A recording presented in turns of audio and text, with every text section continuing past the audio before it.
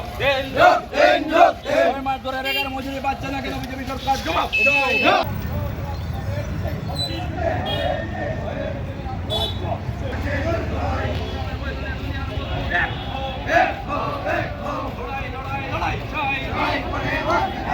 এলাকার বিরোধী পঞ্চায়েতগুলির প্রতি কদমতলা ব্লক এলাকার মধ্যে ৬০টাই পঞ্চায়েত বিরোধী দল। সেখানে পাকিস্তানের মুদতে এই সন্ত্রাসবাদীরা ২৮ জনকে নিহত করেছেন, গুলি করে হত্যা করেছেন। এটা দুর্ভাগ্যজনক। এই সন্ত্রাসবাদীরা পরপর কয়েকদিন পরপর এভাবে আক্রমণ করে, সাধারণ মানুষের উপর আক্রমণ করে, এটা মেনে নেওয়া যায় না।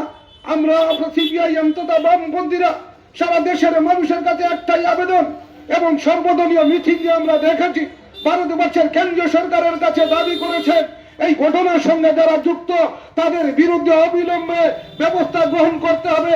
এই সন্ত্রাসবাদী যারা রয়েছেন তাদেরকে যে কোনো মূল্যে খুঁজে তাদের বিরুদ্ধে ব্যবস্থা গ্রহণ করতে হবে, প্রয়োজনে তাদেরকে খুন করতে হবে। এটা আমাদের সিপিআইএম এর পক্ষ থেকে আমরা দাবি করছি। এই পরিস্থিতিতে আমরা কি লক্ষ্য করলাম?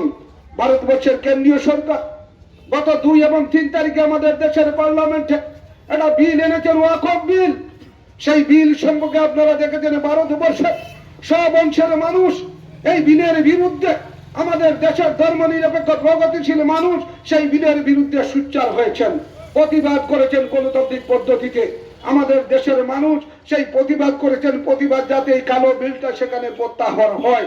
আমরা দেখেছি আমাদের ভারতবর্ষের সংবিধানে 1954 সালে ওয়াকফ আইন রয়েছে, সেখানে পরপর 6 বার সংশোধন হয়েছে।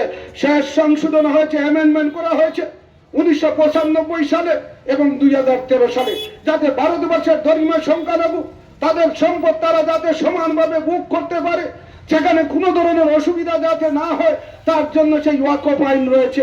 আমরা কি দেখলাম? এই ওয়াকফ আইনটাকে ভারতবর্ষের কেন্দ্রীয় সরকার, বিজেপি পরিচালিত কেন্দ্রীয় সরকার, সেখানে প্রায় 2025 সালে যে অ্যামেন্ডমেন্ট এনেছেন, 40টা সংশোধনী এনেছেন, তার মধ্যে আপনারা দেখেছেন যারা ওয়াকফ সম্পত্তি দান করবেন, যাদের ওয়াকফ সম্পত্তি রয়েছে তারা যদি দান করতে চান তাহলে 5 বছর উপাসনার কাজে ব্যবহৃত হয়েছে তার জন্য একজনকে সার্টিফিকেট দিতে হবে। আর যে সমস্ত ওয়াকফ সম্পত্তি রয়েছে সেগুলির নথিপত্র জেলা শাসকের কাছে দিতে হবে।